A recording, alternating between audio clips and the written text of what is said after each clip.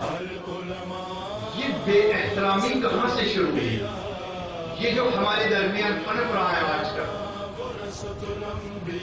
پورے عالم میں، نہ فقط یہاں JNK میں یا پورے ہندوستان میں، پاکستان میں، یہ پورے عالم میں یہ بے شعوری کا عالم کہاں سے اور اس کی بنیادیں کہاں سے لگی اور اس کے بنیاد گزار اور بانی کون لوگ تھے جن لوگوں نے عالموں کا اور علماء اور ولی اللہ کا احترام چھینا؟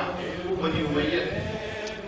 بنی امیہ سب سے پہلا آغاز کرنے والا جو شخص میری شام کی حیثیت سے تھا، اس نے اس کا آغاز کیا۔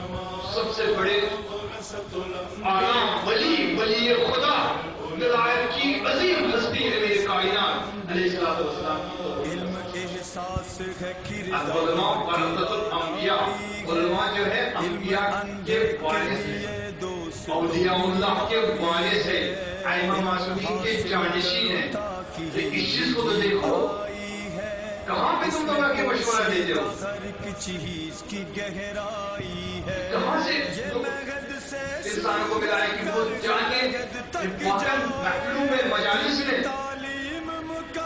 اور جو لوگ آگے پھر وہ دین پیش کریں جو MI6 والا دین ہے، جو بنی امیہ والا دین ہے، جو بنی عباسیوں کا دین ہے، جو بنی عثمانیوں کا دین ہے، یعنی اس دین پہ کوئی پابندی نہیں ہوتی۔ اس دین کو کہنے کے لیے آپ کو بہت سارا خرچہ بھی دیا جاتا ہے، آپ کو باقاعدہ جو ہے وہ فائنینشلی سپورٹ کیا جاتا ہے، ہر طریقے کی چیز آپ کے لیے مہیا کی جاتی ہے، لیکن جو دین الہی بتانا چاہتا ہے، جو اسلام ناب محمدی کی ترویج کرنا چاہتا ہے، اسے حسین کی طرف نہیں رہنے دیتا۔ امت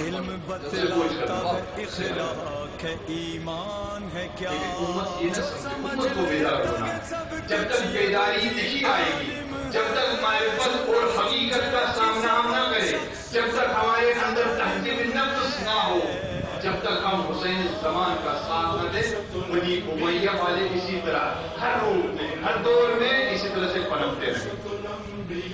باطل کو حق بیان کر کے پیش کرنا چاہتا ہے تو اس کو پیش کرتا ہے، اور عوام چونکہ باخبر نہیں ہے، عوام چونکہ آگاہ نہیں ہے، لہذا عوام اسے حق سمجھ کے قبول کرتے۔ تو اب کون آئے گا جو اس عوام کو بیدار کرے؟ یہ فریضہ کس کا ہے؟ کون آئے گا جو اس عوام کو اور اس خواص کو آگاہی دے، معرفت دے، عرفان دے؟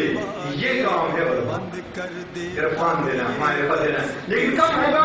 جب علماء کو آنے تو دے نا، جب علماء کو آنے دے، جب علماء کو بولنے کا موقع دے، تب جا کے یہ تبدیلی آئے، تب جا کے امام سجاد علیہ السلام کا فریضہ ادا ہوگا۔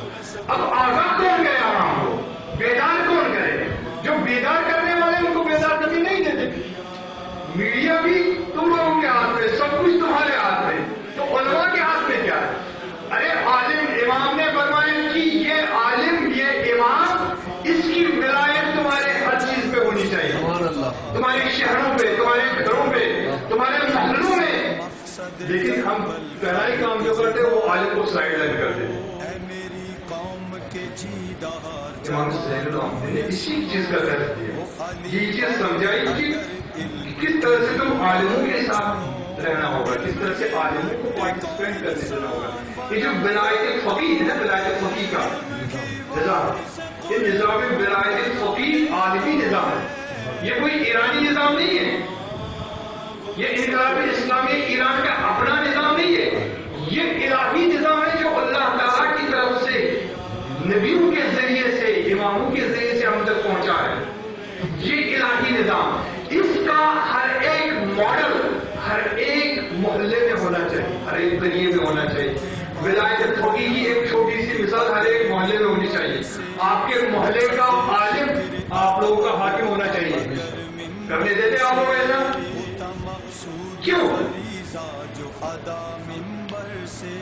مجبوروں کو آگے بڑھا دیتے ہیں، آگے بڑھا دیتے ہیں، حیثیتوں کو آگے بڑھا دیں گے۔ کیوں؟ اس سے ہمارے سوشل کام حل ہوتے ہیں، اس سے ہمارا خرچہ چلتا ہے، باقی چیزیں حل ہوتی ہیں۔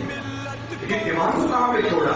یہ تو وہی بات ہوئی نا کہ امام صلی اللہ علیہ وسلم سے کہو کہ گھر پہ رہیں امام زین العابدین عبادتوں میں رہے اور جا کے ہشام بن عبد الملک کے دربار سے ہو کے آئے.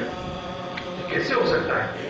جب تک یہ دوگانہ پالیسی رہے گی، جب تک یہ دوئیت رہے گی تیری فکر میں، تیرے عمل میں، تب تک امامت کا نظام نافذ نہیں ہو سکتا.